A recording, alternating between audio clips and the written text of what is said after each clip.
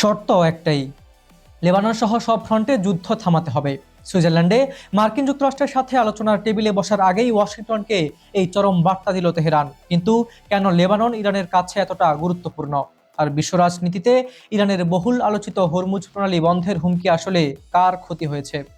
মার্কিন যুক্তরাষ্ট্র নাকি ইরানের সবচেয়ে বড় বন্ধু চীনের? ইরানের এই ভূরাজনৈতিক মাস্টার স্ট্রোক এবং মধ্যপ্রাচ্যের ক্ষমতার লড়াইয়ের পেছনে আসল সমীকরণ জানতে ভিডিওটি শেষ পর্যন্ত দেখুন। আন্তর্জাতিক রাজনীতির এমন সব হট টপিক এবং পর্দার পেছনের বিশ্লেষণ সবার আগে পেতে এখনই আমাদের চ্যানেলটি সাবস্ক্রাইব করুন।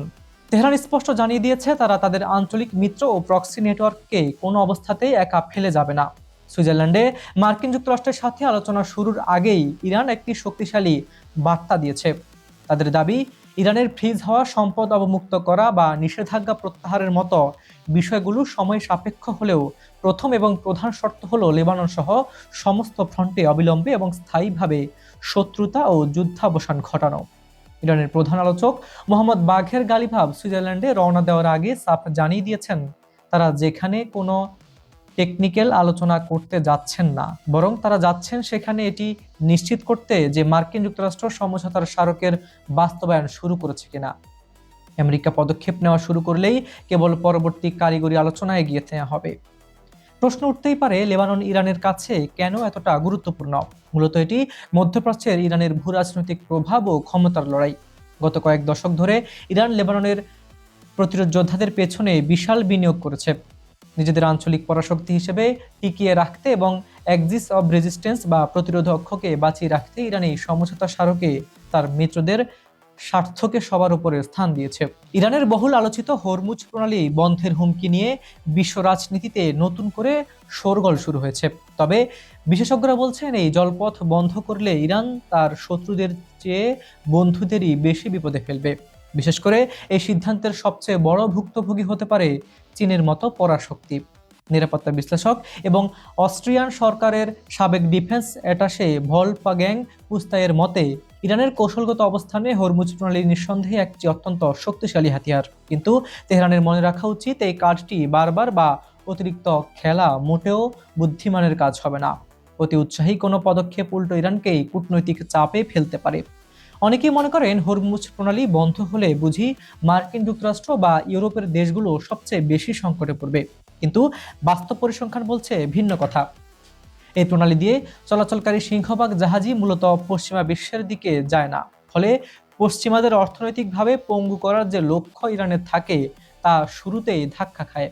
তাহলে এই বিপুল পরিমাণ খনিজ তেল ও গ্যাসের চালান যায় কোথায়?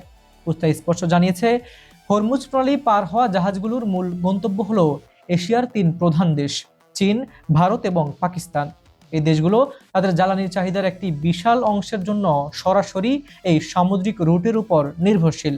স্বভাবত ইরান যদি এক গুরুত্বপূর্ণ আন্তর্জাতিক জলপথ অবরুদ্ধ বা সংকুচিত করে, তবে তার সরাসরি নেতিবাচক প্রভাব পড়বে বেইজিংয়ের উপর। চীনের ক্রমবর্ধমান অর্থনীতি সচল রাখতে যে বিপুল পরিমাণ জ্বালানির প্রয়োজন তা বাধাগ্রস্ত হবে।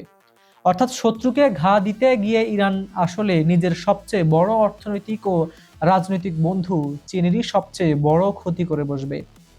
ভূরাজনীতির এই জটিল সমীকরণে তাই ইরানকে অত্যন্ত সতর্কতার সাথে পা ফেলতে হবে। বিশ্বজুড়ে ভাইরাল হওয়া এই আলোচনা এখন এটাই প্রমাণ করছে যে হরমুজ প্রণালী বন্ধের হুমকি আদতে মার্কিন যুক্তরাষ্ট্রের ক্ষতি করার চেয়ে এশিয়ান অঞ্চলের অর্থনীতিকে বেশি বিপর্যস্ত করবে, যার মূল ধাক্কাটা সামলাতে হবে চীনকে। সুতরাং বুঝাই যাচ্ছে, মধ্যপ্রাচ্যে ইরান যে চালটি চালতে যাচ্ছে তা যেমন সুদূর প্রসারী তেমনি ঝুঁকিপূর্ণ। একদিকে লেবাননকে ঢাল বানিয়ে ওয়াশিংটনকে চরম বার্তা দেওয়া, আর অন্যদিকে হরমুজ প্রণালী বন্ধের হুমকি দিয়ে নিজের বন্ধুদেরই সংকটে ফেলা। তেহরানের এই ভূরাজনৈতিক জুয়া শেষ পর্যন্ত কোন দিকে মোড় নেয় সেটি এখন দেখার বিষয়। সুপ্রিয় দর্শক, আপনার কি মনে হয়, ইরান কি আসলেই তার অন্যতম বড় বন্ধু চীনের স্বার্থের কথা বিবেচনা করে হরমুজ প্রণালী নিয়ে নরম অবস্থান নেবে, নাকি মার্কিন যুক্তরাষ্ট্রের চাপে ফেলতে যে কোনো চরম সিদ্ধান্ত নিতেও দ্বিধা করবে না? আপনার মূল্যবান মতামত অবশ্যই কমেন্ট বক্সে লিখে জানান। সুপ্রিয় দর্শক, আজকের এই বিশেষ বিশ্লেষণটি আপনারা পৃথিবীর কোন প্রান্ত থেকে দেখছেন? Bangladesh, Bharat, Pakistan, America, Europe, Ukraine, Brazil, Argentina, Saudi Arab, Kuwait, Dubai সহ মধ্যপ্রাচ্যের অন্য কোনো দেশ থেকে কমেন্টে আপনার দেশের নাম লিখতে ভুলবেন না। আমরা আপনার প্রতিটি মতামত অত্যন্ত গুরুত্বের সঙ্গে পড়ি। আন্তর্জাতিক রাজনীতির এমন সব হট টপিক এবং পর্দার পেছনের নিখুঁত বিশ্লেষণ সবার আগে পেতে আমাদের চ্যানেলটি এখনই সাবস্ক্রাইব করে রাখুন এবং পাশে থাকা বেল আইকনটি চেপে রাখুন। আমাদের চ্যানেলে যে কোনো ধরনের বিজ্ঞাপন বা প্রমোশনের জন্য ডেসক্রিপশনে দেওয়া নাম্বারে সরাসরি যোগাযোগ করতে পারেন। আজ এ পর্যন্তই। আমি হাবিবুর রহমান নিশান আজ এখানেই বিদায় নিচ্ছি। খুব শীঘ্রই দেখা হবে আন্তর্জাতিক রাজনীতির নতুন কোনো গরম ইস্যু এবং পর্দার আড়ালের চাঞ্চল্যকর সমীকরণ নিয়ে। ততক্ষণ পর্যন্ত সবাই ভালো থাকুন, সচেতন থাকুন। আল্লাহ হাফিজ।